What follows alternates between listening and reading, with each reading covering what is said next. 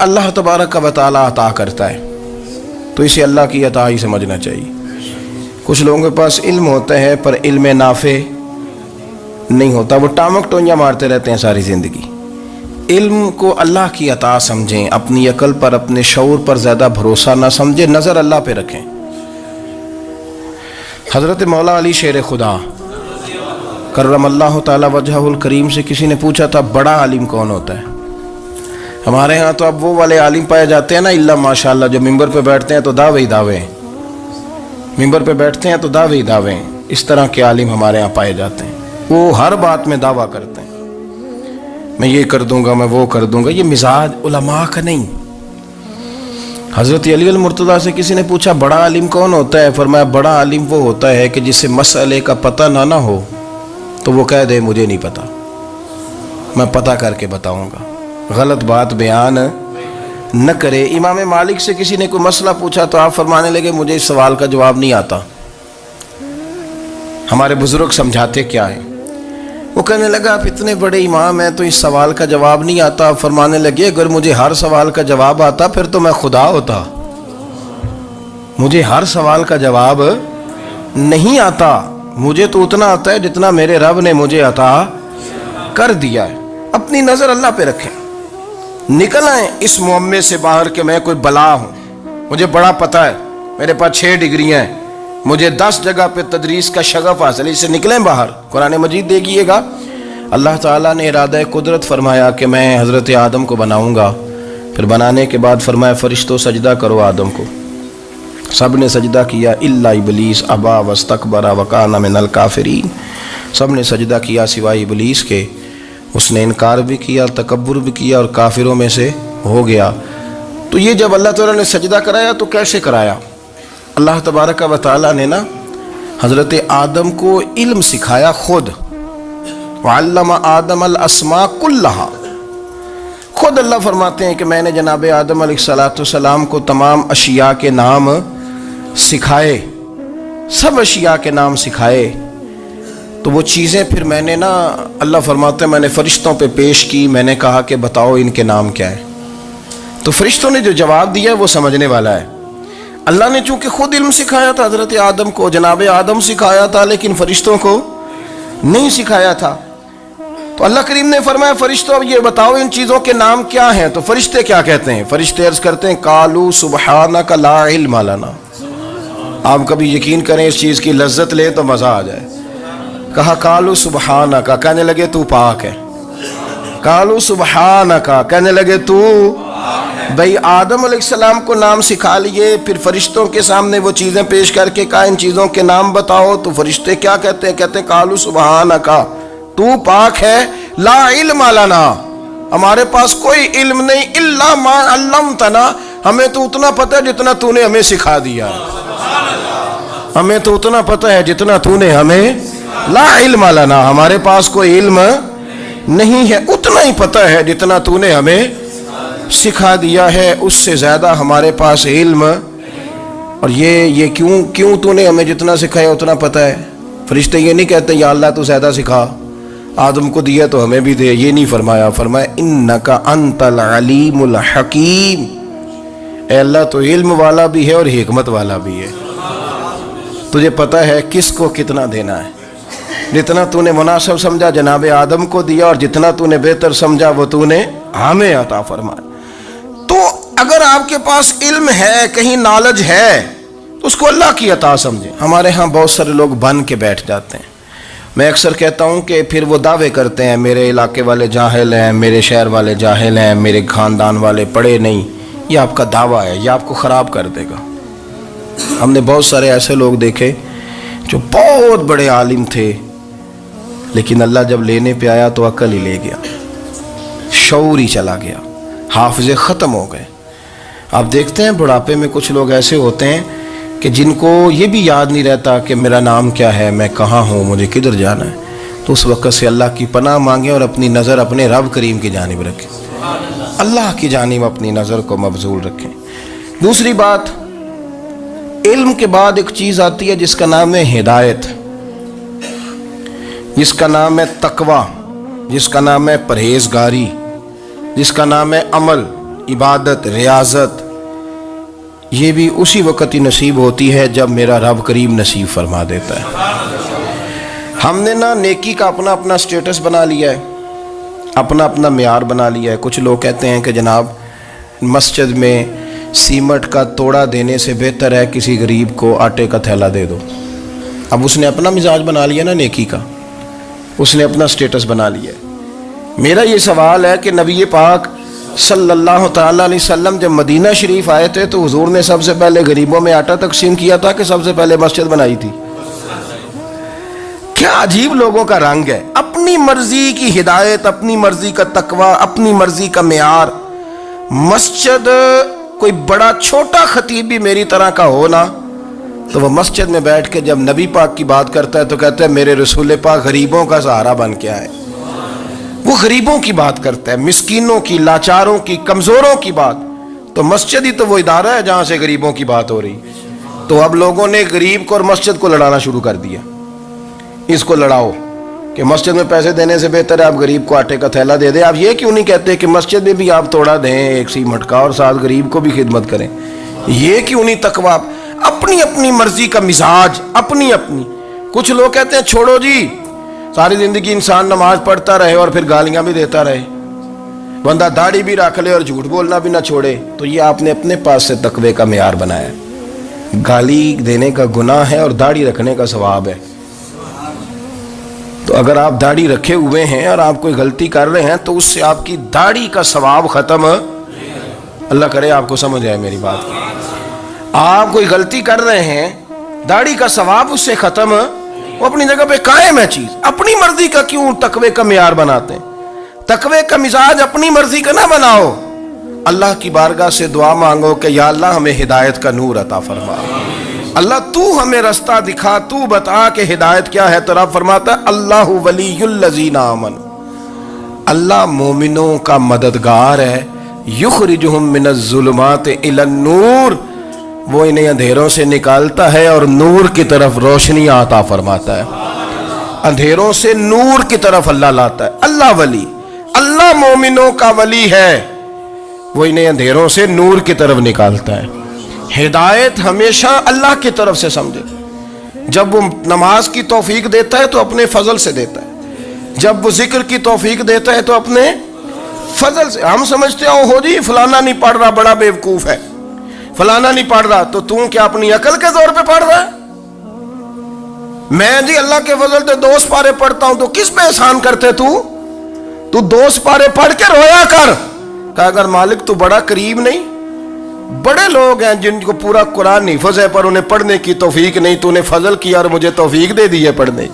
रोया कर, पढ़ के रोया कर। राती सारी कर कर जारी, वो नींद अखा थी धोंदे ते फजरे ओही गुनाहगार कहावन सब तो नीवे होंदे। मेहरबानी करें, डरें, नेकी करें तो फिर डरें, फिर एहसास पैदा करें, फिर अपने अंदर वो कमजोरी लाए, कहें तौबा तौबा मुझे तो पता ही नहीं, तो जानता ही नहीं। हजरत सैयदना इमाम आज़म अबू हनीफा रहमतुल्लाह ताला अलैह के साथ एक शख्स कहता मैंने नमाज पढ़ी, तो इशा की नमाज थी। ये जो लोग बड़े होते हैं ना, जिनके प्यार करने वाले बड़े होते हैं, उनके गिर्द खौफ भी बड़ा ही होता है, उन्हें बड़ा डर लगता है, बड़ी बाज़ौक़ात आजमाइश होती है उनकी। इशा की नमाज कहते पढ़ी तो इमाम साहब ने ना इशा की नमाज में तिलावत की आयतें फमन यअमल मिस्काल ज़र्रतिन खैरन यरा फमन यअमल मिस्काल ज़र्रतिन शर्रन यरा। फरमाया जो ज़र्रा बराबर खैर करेगा वो भी क़यामत में देखेगा, और जो ज़र्रा बराबर शर करेगा वो भी क़यामत में उस शर को देखेगा, उसके सामने आएगा।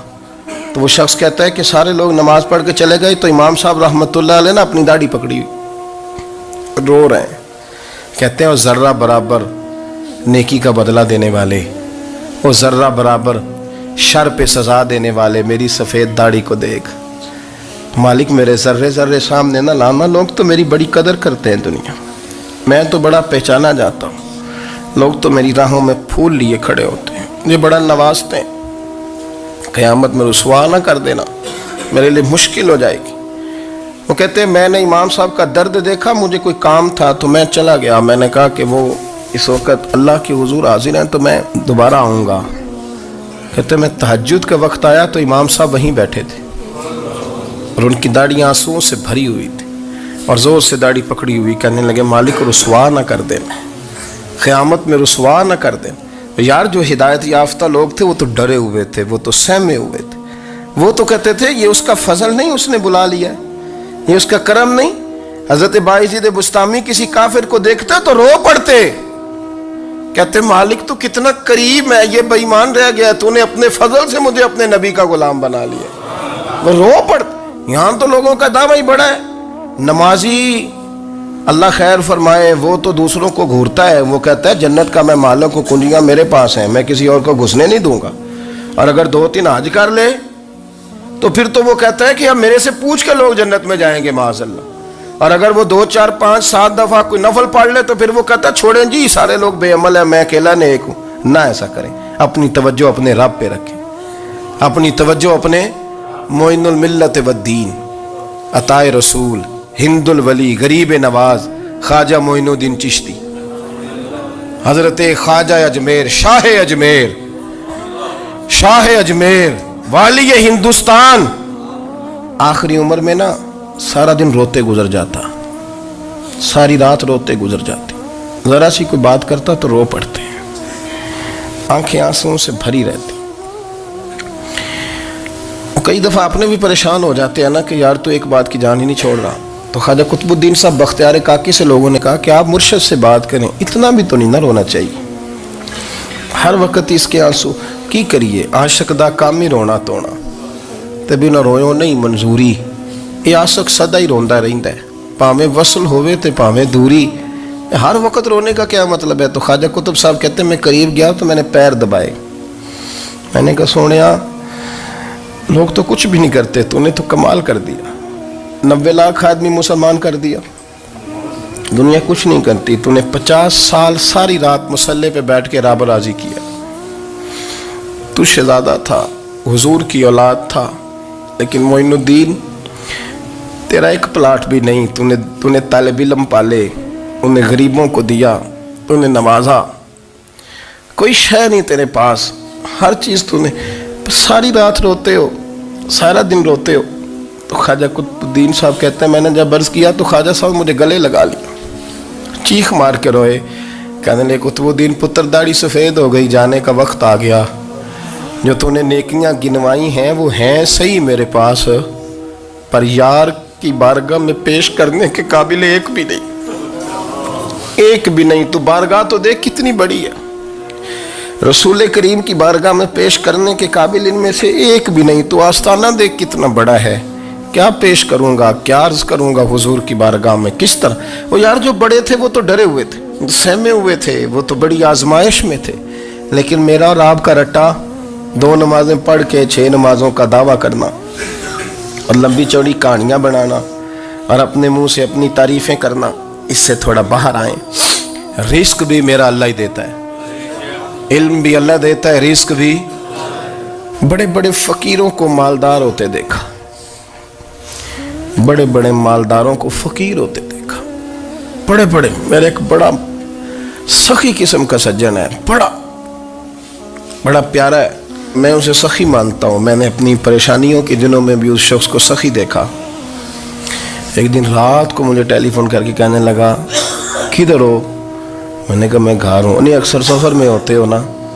میں نے کہا طبیعت کیسی ہے؟ ٹھیک ہے، بس حال چال پوچھنا تھا۔ میں نے سمجھا، میں نے کہا یار یہ کوئی مسئلہ ہے، ورنہ رات کے 2 بجے کوئی حال پوچھنے کو فون تو نہیں نہ کرتا، کوئی مطلب ایسا تو مسئلہ نہیں نا۔ تو میں نے بیک کال کی، میں نے کہا یار میری بات سن، مسئلہ کیا؟ کہ نہیں کچھ نہیں دل کر رہا تھا۔ میں نے کہا میری گل سن، رہے ہیں اسی 4-5 سال کٹھے، میں تین جاننا، اصل بات کر۔ کہنے لگا مکان بھی بڑا ہے، سارا کچھ ٹھیک ہے، پر وہ بڑا ہی بے نیاز ہے، کچھ حالات اس قسم کے آ گئے ہیں کہ لوگوں کو بتاؤں بھی تو لوگ ماننے کو تیار نہیں، زیادہ نہیں، مجھے نا تھوڑے سے پیسوں کی ضرورت ہے، کوئی 15-20 ہزار اگر مل جائیں، میری ضرورت۔ آپ یقین کریں میں روتا رہا ساری رات۔ میں نے کہا مہربانہ تیرا کس طرح کرانگے، اس سے لے کے زمانہ استعمال کرتا تھا، پر بے پرواہی ویخ نہ سجڑ دی، جتھے کسے دی پیش نہ جاوے، انہیں تاجہ والے در در رولے تے منگتے ہیں तख्त बिठावे। सजना किसी नूं घर आ मिल दई, कोई काबे ओ खाली आवे। वल्लाहु खैरुर राज़िकीन, वो कहते तू दाएं बाएं ना जा, रिस्क तो तुझे मैं दूंगा, मैं हूं बेहतर रिस्क देने वाला। बड़े बड़े बादशाह, बड़े बड़े शहनशाह, बड़े बड़े लोग, हाथों में कासे, फकीरियां। उम्मे रबिया क्या करती थी, बड़ी नेक और साले खातून थी। वो कहती हैं कि मैं ना बड़े अमीर आदमी की बीवी थी, अपने शौहर के साथ छत पे बैठी थी तो नीचे फकीर मांगने वाला आया। उसने बड़े दर्द से सदा की तो मैंने अपने शौहर से कहा कुछ दे दे। कहा दफा कर, इन लोगों ने धंधा बनाया हुआ है। कहती मैं मेके से भी बड़ा माल लेके आई थी, मेरे माँ बाप बड़े अमीर थे तो मैंने ना चोरी अपने खामद से नज़र बचा के बाथरूम जाने के बहाने गई और नीचे जाके 5 दिनार मैंने उस फ़कीर की हथेली पे रखे। कहते उसने 5 दिनार देखे, फिर मेरी तरफ देखा तो मैंने उसकी आंखों में आंसू चमकते देखे। कहने लगे बीबी रब तेरा भला करे, मैं 3 दिनों का भूखा हूँ। कि वो चला गया, मैं घर आ गई। जब बाहर आई तो मेरा शौहर कहने लगा तू इतनी अब इतनी तू तेज हो गई है और तू इतनी खुद मुख्तार हो गई है, मेरे बगैर पूछे माल खर्च करेगी, जा तुझे 3 तलाकें। कहती मैं बालदार और वज़ादार बाप की बेटी थी, तलाक लेके घर आई तो मेरा बाप टूट गया, चारपाई पे चला गया। ओहो ये क्या बन गया। कहती बड़ी तकलीफ रही। 1-2 साल के बाद मेरे अब्बा ने मेरी शादी कर दी। अब जिस शौहर के पास गई वो बड़ा नेक था, परहेजगार था, अल्लाह ने बेहतरीन सिला दिया। कहती छत पे बैठी थी, दरवाजे पे फ़कीर आया तो मैंने शौहर से कहा कुछ दे दूँ।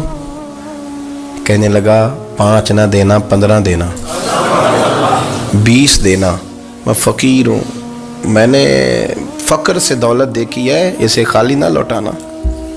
कहती है कि मैं नीचे गई और जब मैंने उसकी तरफ दिनार बढ़ाए तो मेरी चीख निकली, पैसे फेंक के मैं बेहोश होके गिरी। मेरा शौहर ने आके उठाया, अंदर ले गया, पानी मुंह पे छिड़का। कहने लगा तुझे क्या हुआ।